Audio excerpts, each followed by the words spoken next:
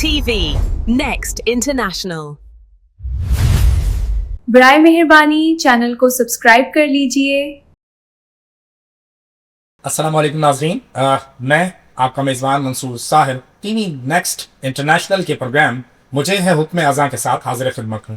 جیسا کہ آپ کو معلوم ہے، مجھے ہے حکم اذاں ایک سینئر تجزیہ نگار، سینئر سیاستدان محترم محمد اسلم خان صاحب کے تجزیوں پر مشتمل پروگرام ہے۔ آج ہمارے ساتھ محمد اسلم خان صاحب موجود ہیں۔ ان سے ہم بات کریں گے کہ آج کے دور میں کراچی کی کچھ سیاست کروٹ لینے والی ہے یا نہیں ہے۔ تو آئیے گفتگو کا آغاز کرتے ہیں۔ السلام علیکم سر۔ وعلیکم السلام سر، کیا حال ہے؟ الحمدللہ، آپ ٹھیک ہیں؟ سر ایسا لگ رہا ہے مطلب وہ گفتگو جو سابق ناظم اعلیٰ لاہور میاں عامر محمود صاحب سے شروع ہوئی تھی، اس میں بتدریج اضافہ ہوتا جا رہا ہے، اس کی بازگشت جو ہے وہ ہمیں سنائی دے رہی ہے۔ کیا واقعی کراچی میں کچھ سیاسی کروٹ بدلنے والی ہے؟ یہ جو آپ نے فرمایا، سب سے پہلے تو منصور ساحر صاحب آپ کا بہت شکریہ، آپ کے ٹی وی نیکسٹ کا بہت شکریہ کہ انہوں نے اس پروگرام کو ارینج کرتے ہیں۔ آپ سب کا بہت شکریہ۔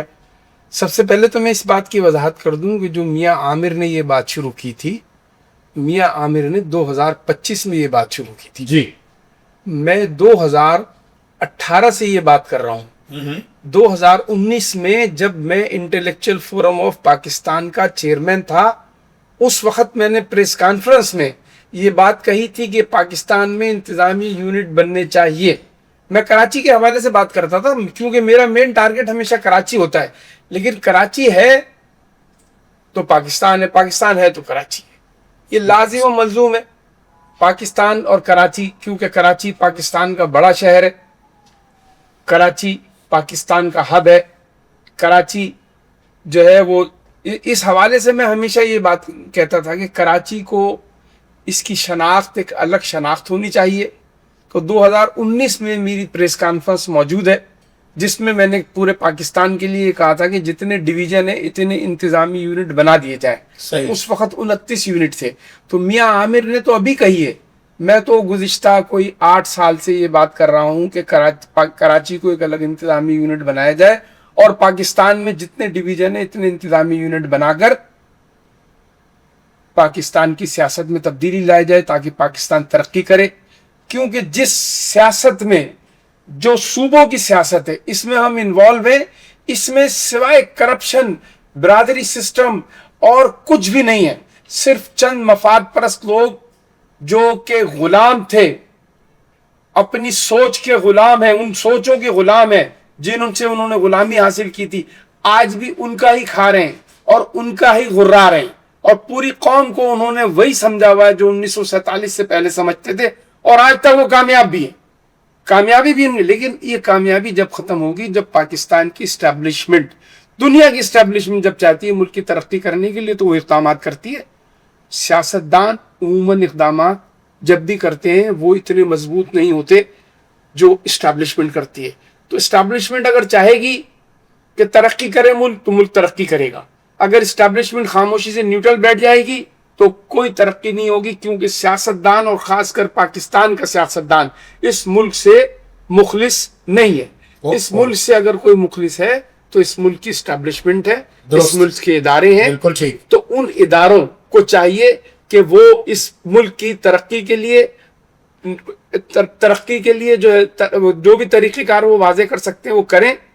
اور پاکستان میں میری ایک تجویز ہے جو میں 10 سال سے 8 سال سے کہہ رہا ہوں، 8 سال پرانی جو میری پریس کانفرنس موجود ہے، ڈویژنل سطح پہ آپ کہہ رہے ہیں کہ صوبے بنائے جائیں۔ ڈویژن ہے، مجھ سے سوال کیا آپ جب میں نے وہ کیا تھا یہ ڈویژن، یہ تو آپ تو ایک بڑا مشکل سبجیکٹ بتا رہے ہیں۔ میں نے بولا صرف ایک کلک پہ بیٹھ جائیں، اچھا جی، ایک کلک پر بیٹھ جائیں کمپیوٹر پہ، اور جو ہے وہ سارے ڈویژن، کیونکہ ڈویژن جو ہے وہ کمشنریٹ ہے، ہر ڈویژن کا ایک کمشنر ہے۔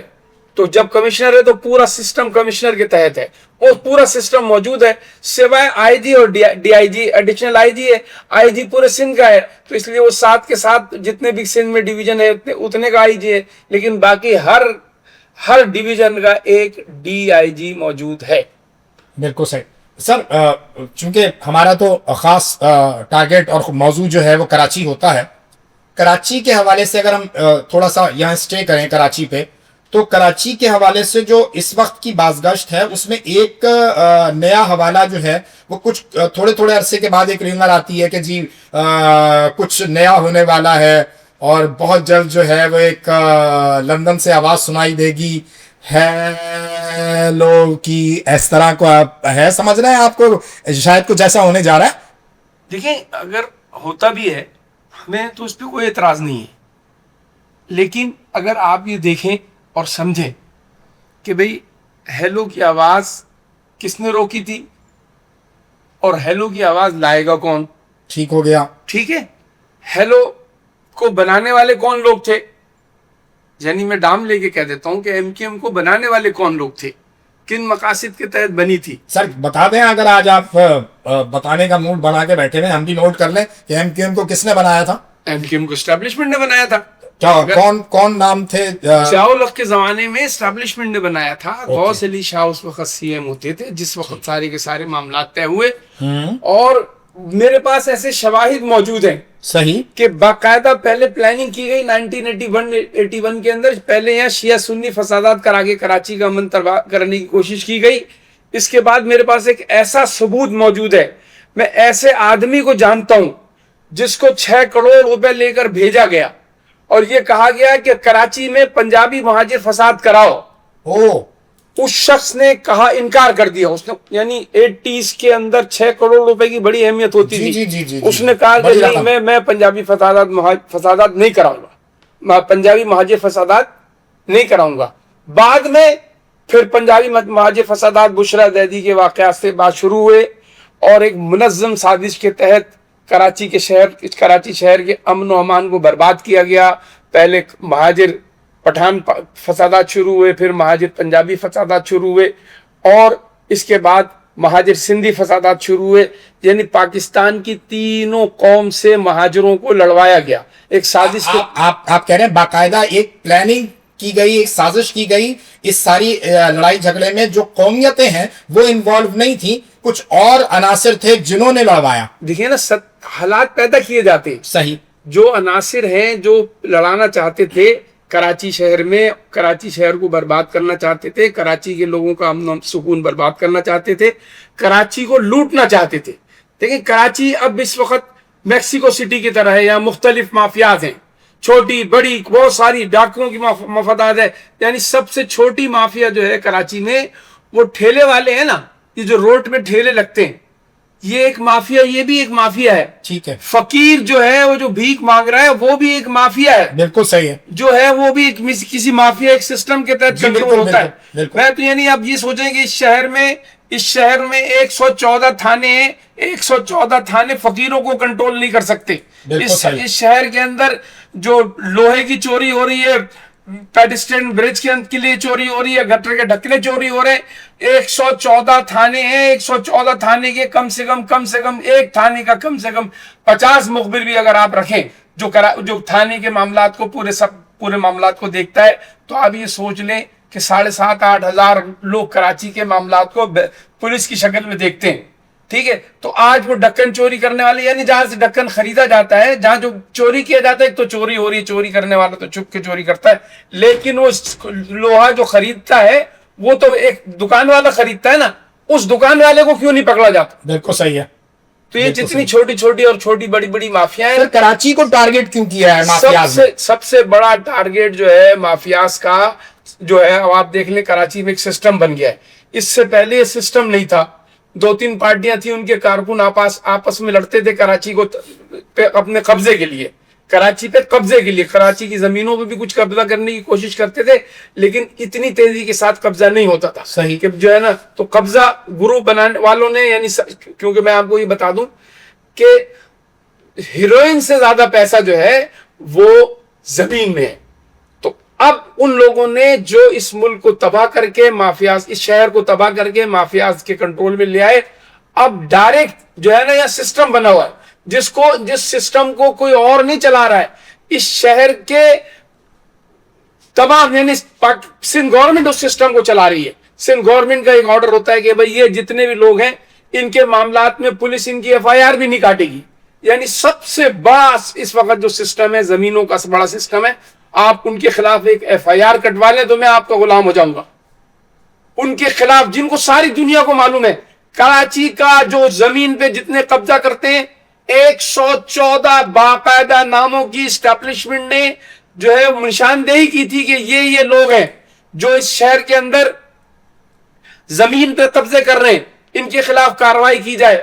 یعنی یہ 4 سال پرانی بات بتا رہا ہوں میں, آج تک ان میں سے کسی ایک کے خلاف کامیابی نہیں ہوئی, ایک کے خلاف FIR نہیں کٹی, ایک آدمی اریسٹ نہیں ہوا. سر بہت آپ نے مفصل بات کی ہے. کچھ سمجھتے ہیں کہ محسن نقوی صاحب جو ہیں وہ ابھی پچھلے دنوں جب آئے تھے تو بہت ہی ایک سخت انہوں نے موقف اختیار کیا تھا اس پہ, اور کہا تھا کہ 2 لوگوں کو ٹانگیں گے تو باقی ساری چیزیں سیدھی ہونا شروع ہو جائیں گی.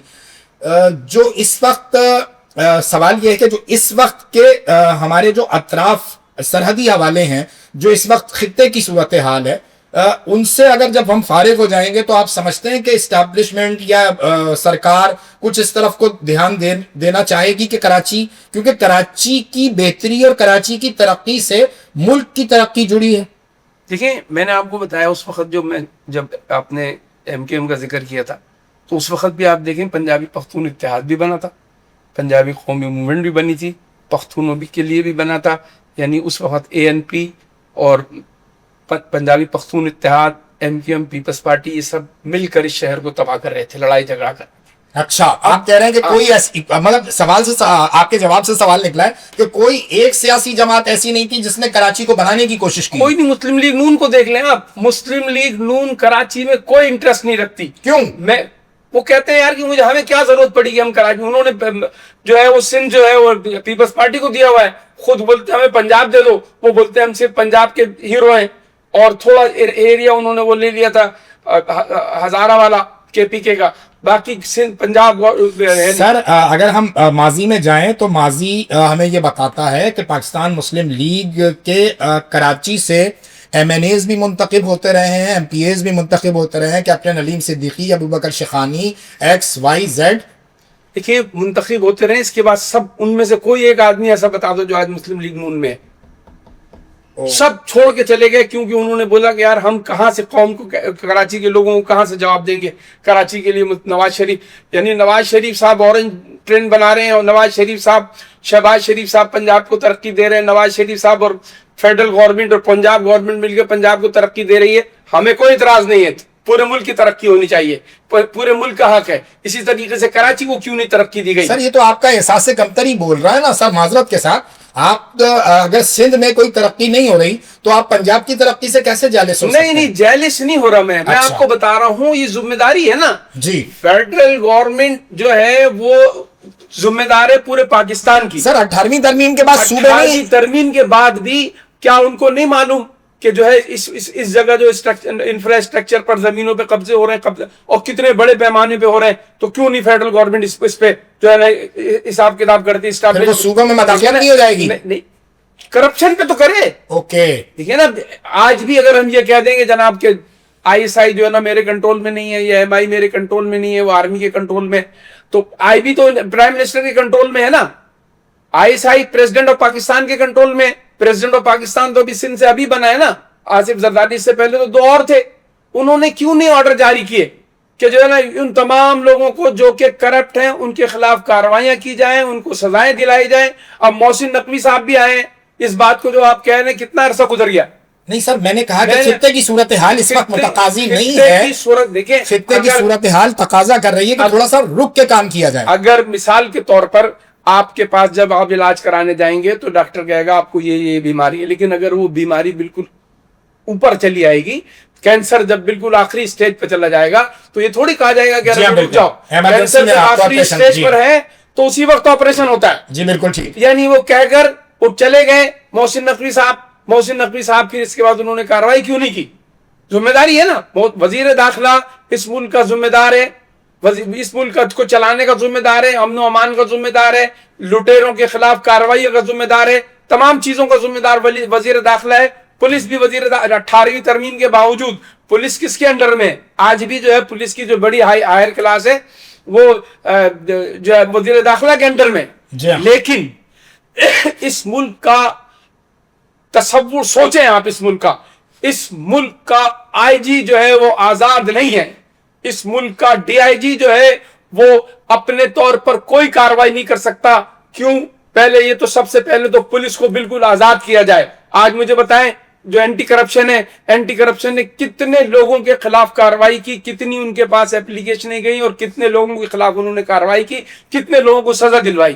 اینٹی کرپشن کے خلاف بھی ایک اینٹی کرپشن بنائی جائے تو آپ کو پتہ چلے گا کہ اینٹی کرپشن کے جو لوگ ہیں, بڑے بڑے پولیس اہلکار جو ہے وہ اینٹی کرپشن کا چیئرمین بننے کی خواہش رکھتے ہیں تاکہ ان کے پاس جو ہے نا بغیر کسی بھاگ توڑ کے جو ہے نا ان کا حساب کتاب پورا ہو سکے. بالکل ٹھیک. ناظرین, اسلم خان صاحب واضح کر رہے ہیں کہ جتنی کرپشن ہو رہی ہے اس میں اینٹی کرپشن کے خلاف بھی جو ہے اینٹی کرپشن ہونی چاہیے.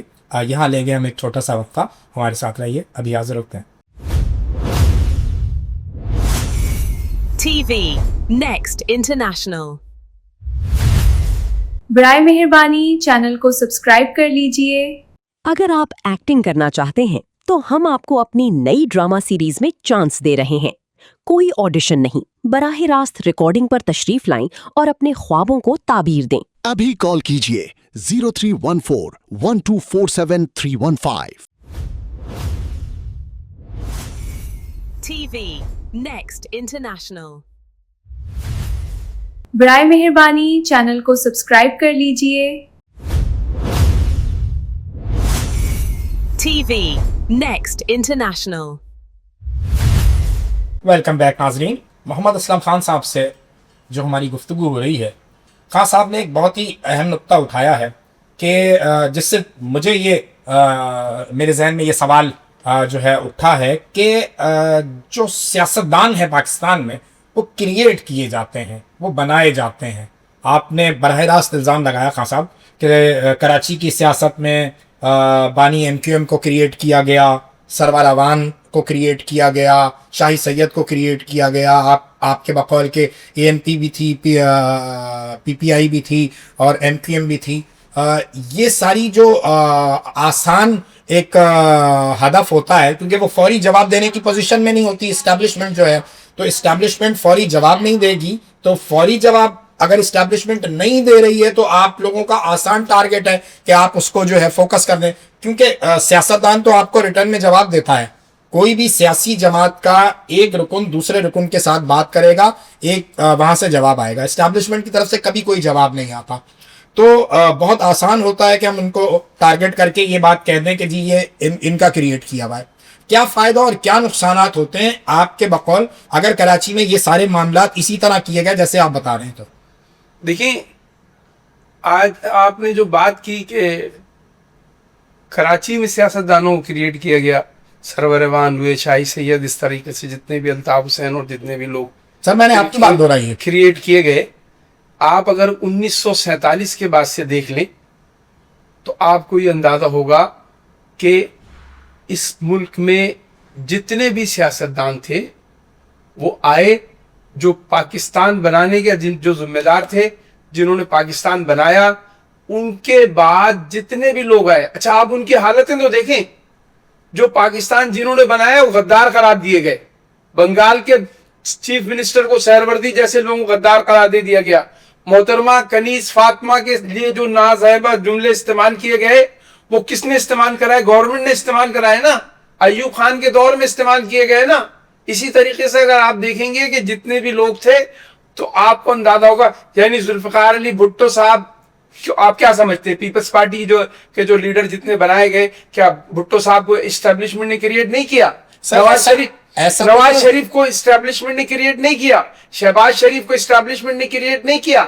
حتیٰ کہ آپ اگر دیکھیں عمران خان جو ہے اس کو سیٹیں نہیں مل رہی تھی, کتنے دن سے الیکشن لڑا تھا, کیونکہ سیلیبریٹری چالتا عمران خان, اس کے پروگرام میں لوگ جاتے تھے, اس کی تقریروں میں جاتے تھے, اس کے پروگرام میں جاتے تھے, لیکن لوگوں نے اس کو ووٹ نہیں دیا. سر یہ آپ کہہ رہے ہیں, میں نہیں کہہ رہا, حالات و واقعات کہہ رہے ہیں. سر وقت کرتا ہے پرورش برسوں, حادثہ ایک دم نہیں ہوتا.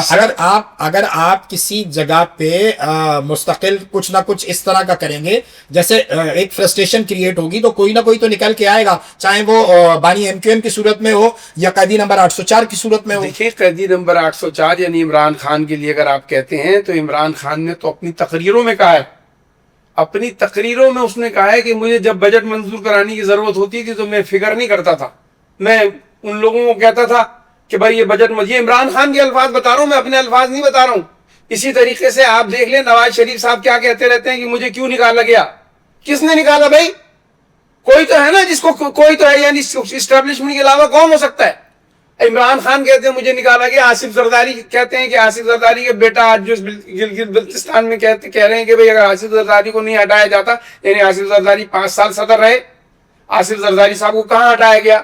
آج آپ مجھے بتا دیں کہ پیپلز پارٹی 2008 سے 2026 تک برسر اقتدار ہے, سندھ کی کیا حالت ہے, کون ذمہ دار ہے؟ تو ان کو لایا کون؟ سر کراچی میں تو اور بھی لوگوں نے حکومت کی ہے نا, اور بھی جماعتوں نے حکومت کی ہے, تو سارا الزام آپ پاکستان پیپلز پارٹی کو نہیں, پیپلز پارٹی کو نہیں دے رہا ہوں. پیپلز پارٹی حکومت میں نمبر 1 کون ہے؟ ٹھیک ہے نا. اگر ایم کیو ایم کا میئر تھا اور اگر وہ گڑبڑی کر رہا تھا تو اس کو ہٹانا, اس کے ساتھ جتنے اختیارات چیک کرنا اور یہ سارے کام دیکھنا کس کا کام تھا؟ سر مصطفیٰ کمال کے دور میں کام تو ہوئے کراچی میں, مصطفیٰ کمال کے دور میں جو کام ہوئے, نعمت اللہ خان صاحب کے دور میں کراچی میں کام ہوئے, نعمت اللہ خان صاحب کے دور میں کام ہوئے, اس کو امپلیمنٹ جو ہے نا مصطفیٰ کمال صاحب نے کرایا. مصطفیٰ کمال صاحب کا یہ کریڈٹ ہے کہ انہوں نے سارے کاموں کو جو تھا انہوں نے دیکھا, بہت تیزی کے ساتھ اس پہ امپلیمنٹ کرائے, اور اس وقت پیسے ملے, فیڈرل گورنمنٹ نے پیسے دیے نا. جی فاروق ستار کے دور میں باقاعدہ پیسے نہیں تھے, لیکن پھر بھی ترقیاتی کاموں کا آغاز ہوا کراچی میں. 88 کی بات کر رہے ہیں نا.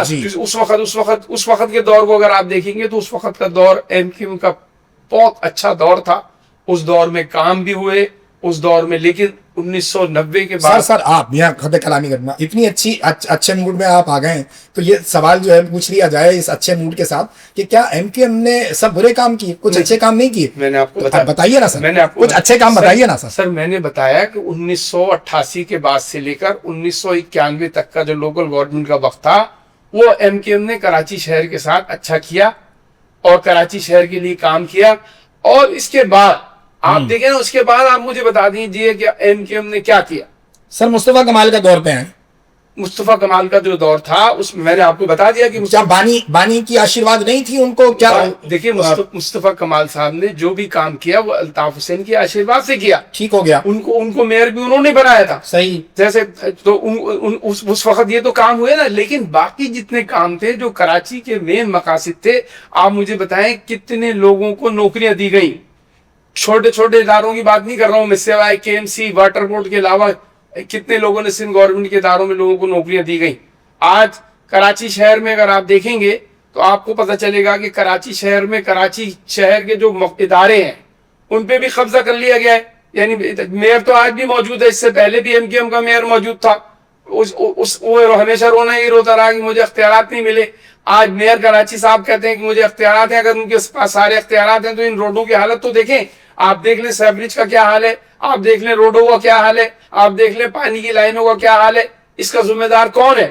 واٹر بورڈ کے اندر کیا ہو رہا ہے؟ آپ سوچیں کہ واٹر بورڈ کی K4 کی لائن جو 2011 میں آنی تھی, 2016 میں ابتدا ہوا, 11 سال ہو گئے اس کی اوپننگ ہوئے ہوئے, اور 2026 میں ٹارگٹ دیا گیا کہ K4 آ جائے گا, اور K4 2026 میں بھی نہیں آئے گا, 2027 میں بھی نہیں آئے گا, 2028 میں بھی نہیں آئے گا, کیونکہ گورنمنٹ چاہتی نہیں ہے.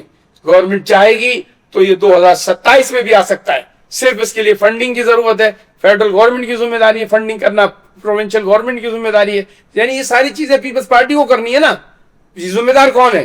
کراچی شہر کا ذمہ دار کون ہے؟ اب تو پورا کے پورا سندھ, کراچی سمیت جو ہے پیپلز پارٹی پاس ہے. سر کراچی سندھ کا حصہ ہے. سر کراچی سندھ کا حصہ ہے, کیوں نہیں ہے جی, لیکن کراچی کہ دعوے دار زیادہ ہیں. دعوے دار دیکھیں یہاں پر یہ ایک گائے ہے, ہر آدمی چاہتا ہے کہ اس کا دودھ پیو, لیکن گائے کو چارہ تو اچھا کھلاؤ, گائے کے ساتھ اچھا سلوک تو کرو, گائے کو پیار تو کرو. یہ صرف مارا دودھ نکالا چل دیے, یہ کون سی بات ہے؟ اگر ہم تو دیکھیں جو اچھا کرتا ہے ہم اس کو کوئی کسی سلسلے میں جو, اگر آپ مجھ سے میں تو ابھی آپ کی پوری تاریخ لکھ رہا ہوں ایم کیو ایم کی تیاری, یعنی 1980 سے لے کر جب سے میں سیاست میں آیا 80 سے اس وقت سے لکھ کر میں ایک تاریخ لکھ رہا ہوں کہ کراچی شہر کے ساتھ کیا ہوا, کون لوگ ذمہ دار ہیں, کون کتنے پیسے. یعنی میں یہ نہیں کہہ رہا, آپ مجھے دیکھ لیں پیپلز پارٹی میں بھی جو لوگ آئے ان کی کیا حالت تھی. وہ لوگ جن کو میں بتاؤں کہ ایک 2 گریڈ کے آدمی آج جو ہے نا اربوں پتی بن کے بیٹھے ہوئے. 2 گریڈ کے آدمی جب سیاست میں آئے تھے وہ پیپلز پارٹی میں آ گئے تو آج اربوں پتی خربوں پتی ہو گئے. کہاں سے اتنا پیسہ آ گیا؟ اسی طریقے سے کراچی اب یہ سب کہاں سے لوٹا گیا؟ جتنے بڑے بڑے سیاستدان ہیں اس سندھ کے ان سب نے کراچی کو لوٹا. صرف سندھ کے سیاستدان سر؟ سندھ میں آپ کراچی شامل کر رہے ہیں، کراچی کی سیاسی جماعتوں کو شامل کر رہے ہیں؟ جی سب کو شامل کر رہے ہیں. سب یار مجھے بتائیں سب نے لوٹا ہے نا. سب نے لوٹا ہے، سب نے لوٹا ہے. آج دیکھیں منظم شادی، یعنی آپ سوچیں یار کہ ایک باپ نے 1970 میں زمین بک کرائی سوسائٹی میں، اس کے بچے کو نہیں ملی، اس کو نہیں ملی، اس کے بچے کو نہیں ملی، اس کے پوتے کے زمانے میں قبضہ ہو گیا. اور قبضہ کر کے جو ہے سسٹم کے لوگ جن کو سندھ گورنمنٹ کی آشیرواد حاصل ہے وہ جو ہے نا وہ بیچ رہے پلاٹ. یہ دکھائی نہیں دے رہا اسٹیبلشمنٹ کو. میں اپیل کرتا ہوں خدا کے واسطے جناب سید عاصم منیر صاحب، یہ آپ دیکھیں کہ جو بیواؤں کے پیسے کھا رہے ہیں، بیواؤں کی زمینیں کھا رہے ہیں، یتیموں کی زمینیں کھا رہے ہیں، کم سے کم ان کے ساتھ تو انصاف کراؤ. پھر یہ کہوں گا کہ ان کے ساتھ انصاف کی راہ میں کوئی بھی روڑے اٹکائے آپ اس کو میزائل سے اڑا گئی. جس طرح آپ نے انڈیا کے طیارے کو اڑایا اسی طریقے سے کرپٹ لوگوں کو بھی اڑائیں، تاکہ ان کو احساس ہو جب تک اڑایا نہیں جائے گا اس وقت تک یہ اس شہر کا خون چوستے رہیں گے، اس صوبے کا خون چوستے رہیں گے اور اس پاکستان کا خون چوستے رہیں گے. جی بالکل آپ کی بات خان صاحب، بہت آپ نے جذباتی گفتگو کی ہے. بہت اہم آپ نے نقطہ اٹھایا ہے کہ کراچی کی تباہی میں اور سندھ کی تباہی میں آپ نے کہا کہ جتنے سیاستدان اقتدار میں آتے رہے وہ کہیں نہ کہیں اپنے حصے کی لوٹ مار کرتے رہے. کراچی میں ایک وقت آیا جب ایم کیو ایم آئی، ایم کیو ایم نے بہت سارے اچھے کام کیے. آپ نے کہا 88 سے 91 تک کا دور بہت سنہرا دور ہے ایم کیو ایم کے حوالے سے. لوکل گورنمنٹ بہت پازیٹیولی کام ہوئے. اس کے بعد پھر بتدریج معاملات جب جیسے جیسے پیسے کی اور اقتدار میں طاقت کی فراوانی ہوتی گئی تو معاملات بگڑتے چلے گئے. جس گفتگو سے میں نے آغاز کیا تھا، میرے پاس آخری 2-4-5 منٹ ہیں تو میں اسی پہ اینڈ کرنا چاہوں گا.